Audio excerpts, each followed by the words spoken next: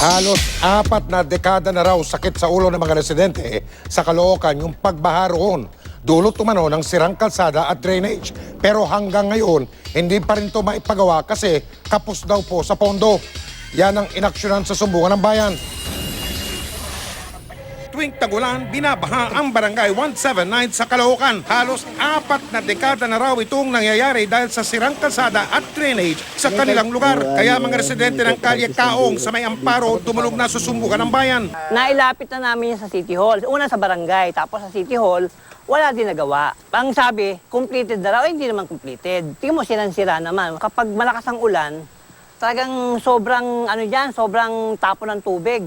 Hindi halos makadaan, lalo na daan ng estudyante. Nahihirapan sila, minsan nahuhulog pa dyan.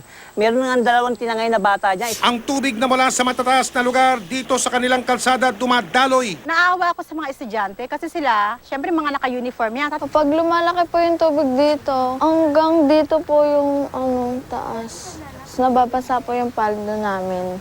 Ano po, inuubad ko po yung sapatos, tapos inaangat yung pantalon para di mabasa. Nag-ambaga ng ilang residente para maisayos ang drainage pero hindi sumapat ang pera nila. Wala ring magawa ang mga taga-barangay. Ako 48 years na ako sa Amparo. So, simula nung makita ko yon ni Hilamos, wala pa ako nakita doon. Ibig sabihin ni Espalto, wala pa ako nakita doon. Inilapit namin sa City Engineer's Office ang problema. Isa ang Kaong Street sa mga naipasa namin o mairekomendang may paggawa.